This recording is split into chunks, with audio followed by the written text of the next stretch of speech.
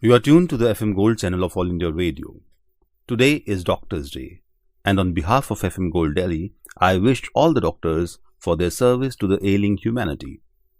And we are privileged to joined on telephone by Dr. Shilpi Agarwal.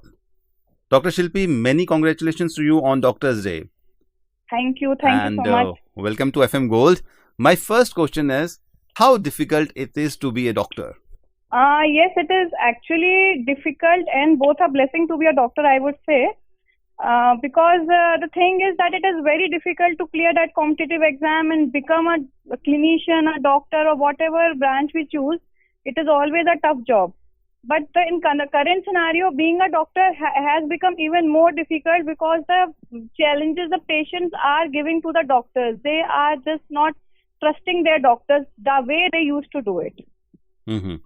What is the ideal relationship between a doctor and a patient? See, the ideal relationship between a doctor and the patient is that doctor has 3 points when he pays the patient. One, he collects information. Second, he makes a relationship with the patient so that he can trust him. And third is that he provides him information. Okay, so if the patient is trusting the doctor that yes, he is trustworthy and can actually provide him good information as well as treatment options as well, then only the patient actually finds it useful. Otherwise, even if the doctor is providing him best of his care, still the patient is not able to trust the doctor. Which means there are a lot of challenges in this profession nowadays, more so because in this information age, any medicine that you prescribe to a patient or anything that you tell to a patient, he will first of all Google it and then maybe perhaps cross-question you on a profession that you are fit to be in, but he will challenge you. See, the problem is not the information. The problem is as soon as you prescribe something, the patient will gather all the information about that drug, and without understanding the benefit of the drug, he will first check the side effects of the drug. And I always believe in the fact of a risk-benefit ratio. If the drug is providing you more benefit than it is giving you a risk of a side effect, it should always be taken. But all the patients are usually under the mindset that the drug will cause this side effect, the drug will cause that side effect. They will question you over the side effects. Though the doctor usually prescribe drugs for side effects as well, as most of the drugs for gastritis and vomiting, the doctors usually prescribe drugs for that also. But in this internet age, the patient first, if he is having any complaint, he'll first check on the computer, on the net, and then he will come to a doctor and then start first questioning. They don't understand that the doctor has already studied for it a long time and they are also undergoing a practice. A simple symptom can be caused due to so many number of diseases. But in their practice, they learn that what are the more common diseases that cause it and what are the less common diseases that will cause it. So the treatment will start from a guideline that, okay, let's treat it first with some tests, some lab investigations, and then some treatment for the common diseases.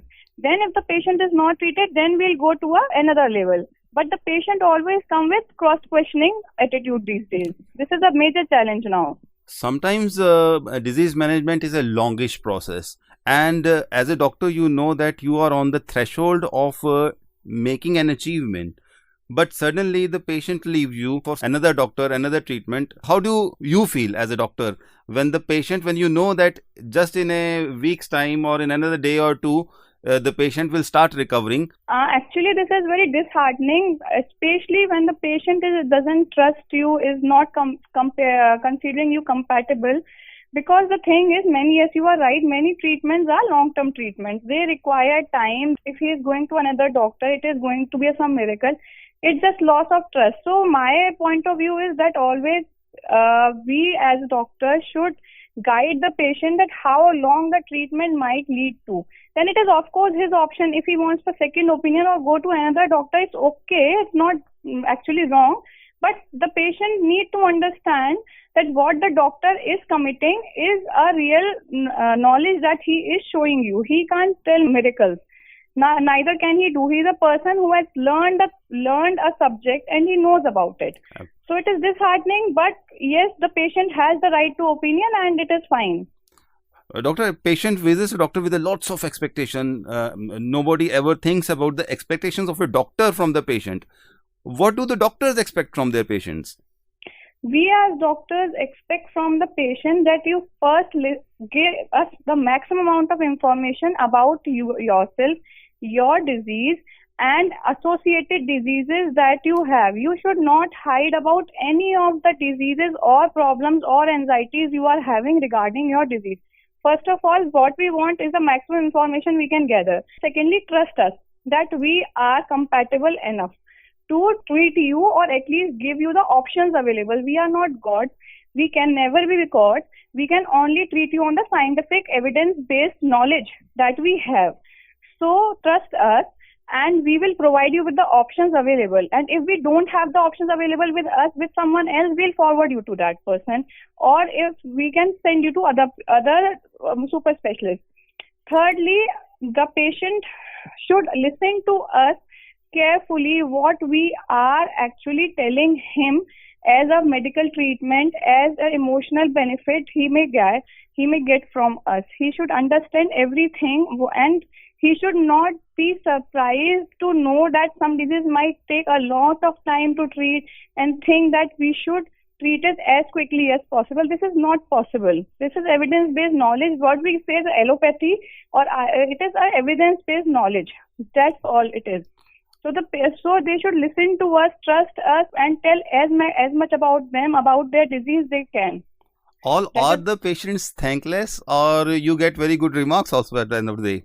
No, not all patients are thankless. There are a quite good number of patients who turn up just to say thank you when they get treated of their diseases.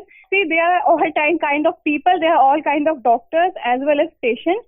So it's all about the percentage. The percentage of thanklessness has increased, but people who are thankful are also there.